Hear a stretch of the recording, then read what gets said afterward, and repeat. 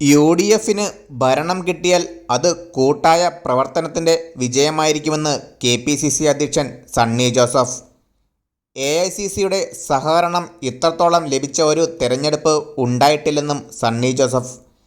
എല്ലാ നേതാക്കളും ആത്മാർത്ഥമായി പ്രയത്നിച്ചു.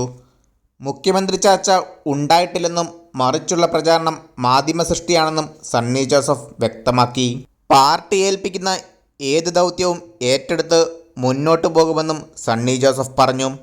കോൺഗ്രസിൽ ഒരാൾക്കൊരു പദവി പ്രായോഗികമല്ലെന്നും ചിലർ സംഘടനാ രംഗത്തും പാർലമെൻ്റ് രംഗത്തും അനിവാര്യമാണെന്നും CPM വിട്ടവർ അനാഥരാകില്ലെന്നും കെ.പി.സി പ്രസിഡന്റ് പറഞ്ഞു.